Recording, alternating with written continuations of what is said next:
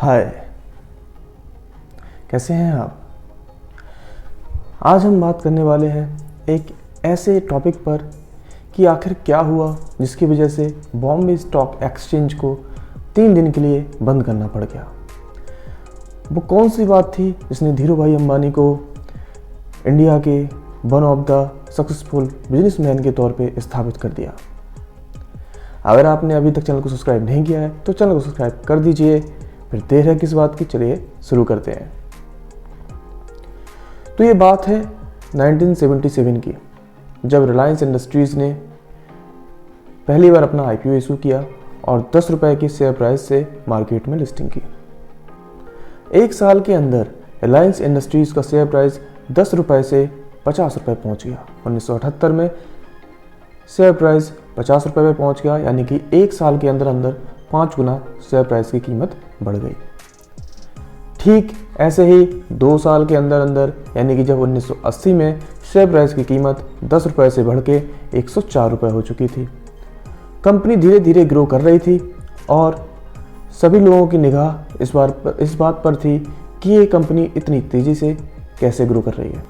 1982 की बात है, जब कंपनी ने सोचा कि थोड़ा सा मार्केट से फंड राइज किया जाए, तो उसके लिए उन्होंने पार्सली कन्वर्टेबल डिबेंचर्स को इशू करने के लिए सोचा। पार्सली कन्वर्टेबल डिबेंचर्स को अगर मैं आपको बताऊं कि आसान भाषा में, तो जब इन्वेस्टर्स अपने पैसे लगाते हैं कंपनी में, तो उसके बदले में कंपनी अगर PCD है तो उनको इसकी एक ड्यूरेशन होता है 1 से 5 साल तक का। तो जो भी उनका ड्यूरेशन है, मान लेते हैं कि 1 साल का मैच्योरिटी पीरियड है, तो 1 साल तक जो इन्वेस्टर्स हैं उनको जो भी उन्होंने पैसा लगाया उस पर उन्हें इंटरेस्ट मिलेगा, और 1 साल के बाद में जो पैसा है उसका कुछ हिस्सा शेयर में कन्वर्ट कर दिया जाएगा, जिसकी उन्हें कंपनी में हिस्सेदारी मिल जाएगी और बाकी का पैसा उन्हें वापस कर दिया जाएगा। तो कंपनी ने इस तरह से कुछ पैसे मार्केट से राइज उठाने की सोची। उसी समय कोलकाता से एक बियर ऑपरेटर्स का एसोसिएशन था। उन्होंने क्या सोचा कि उन्होंने शेयर्स की शॉर्ट सेलिंग स्टार्ट कर दी।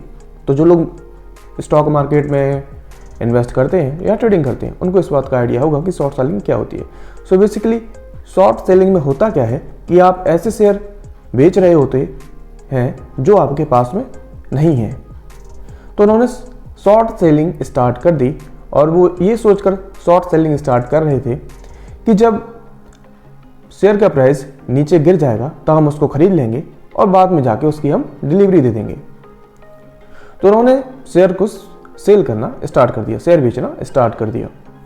जब शेयर बेचना स्टार्ट किया तो जो लोग मार्केट में और ट्रेडिंग कर रहे थे, बाकी जो इन्वेस्टर्स थे, उन्होंने देखा कि कंपनी का शेयर नीचे गिरना स्टार्ट हो गया है।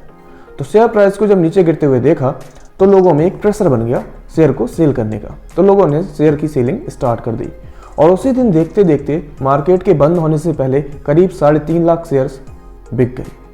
यानी कि जो रिलायंस का शेयर उस टाइम पर 131 रुपए का था, वो गिर के 121 रुपए का आ गया उसी दिन के अंदर अंदर। तो जब शेयर प्राइस इतना गिरा तो कंपनी नहीं चाहती थी कि उसकी शेयर प्राइस गिरे, क्योंकि वो मार्केट से फंडिंग उठाना चाह रही थी PCD के थ्रू, और अगर ऐसा होता है तो उसकी फंडिंग पर असर पड़ता।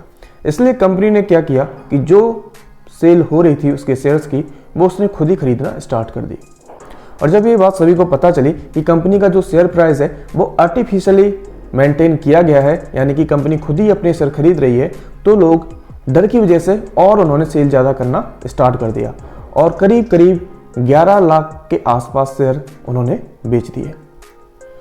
अब एक्सपेक्टेशन तो ये थी कि शेयर प्राइस नीचे जाना चाहिए, लेकिन हुआ क्या कि देखते ही देखते एक खरीदने की वेव, एक लहर से शुरू हो गई। ये वेव जो थी किसी को समझ में नहीं आ रहा था कि इतने सारे शेयर बेचे जा रहे हैं और कौन इतने सारे शेयर्स को खरीद रहा है। इधर 11 लाख के आसपास शेयर बेचे गए, उधर लगभग 8 लाख या उससे ज़्यादा के कई शेयर खरीद लिए गए। तो लगभग जितनी इधर सेल हुई उतनी ही ज़्यादा उधर बाइंग हो गई।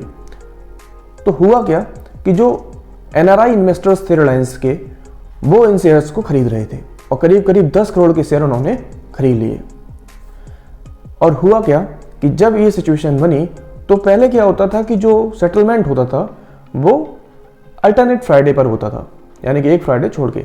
अभी जैसे क्या होता है कि अगर आप कोई भी शेयर बेचते हो तो वो ट्रांजैक्शन T+2 डेज में आपको सेटलमेंट हो जाता है उस शेयर का। लेकिन उस समय पर ये सेटलमेंट अल्टरनेट फ्राइडे पर होता था। तो रूल क्या था? रूल ये था कि अगर अल्टरनेट फ्राइडे पर जब सेटलमेंट होगा तो अगर सेटलमेंट के टाइम पे अगर आप शेयर की डिलीवरी नहीं कर पाते हैं तो आपको जितने शेयर्स की आप डिलीवरी नहीं कर पाए हैं उसके ऊपर आपको एक चार्ज देना पड़ेगा, जो कि जिस बंदे ने खरीदे हैं वो डिमांड करेगा, उस हिसाब से डिसाइड होगा। तो जो एसोसिएशन ऑफ बियर ऑपरेटर्स थे उन्होंने जब देखा कि शेयर का प्राइस नीचे नहीं गया है और वो शेयर नहीं खरीद पाए तो वो शेयर की डिलीवरी करने में फेल हो गए, वो शेयर की डिलीवरी नहीं कर पाए। तो जब शेयर्स की डिलीवरी नहीं हुई और ये एक बहुत बड़ा अमाउंट था जिसकी वजह से बॉम्बे स्टॉक एक्सचेंज को 3 दिन के लिए बंद करना पड़ गया। जी हाँ, वो सोमवार, मंगलवार और बुधवार 3 दिन तक स्टॉक एक्सचेंज बंद रहा और उस दौरान जो इनका ब्रोकर्स था बियर ऑपरेटर्स का, उसने ट्राई किया कि कोई ऐसा सेलर मिल जाए जहाँ से वो शेयर खरीद के डिलीवर कर सके और उन्हें एक ऐसा सेलर मिल गया जिससे उन्होंने शेयर्स को खरीदा और रिलायंस को डिलीवर किया।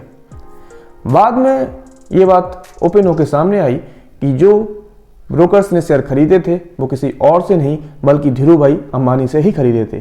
तो हुआ क्या कि जो बियर ऑपरेटर्स थे उनकी चाल उल्टी पड़ गई।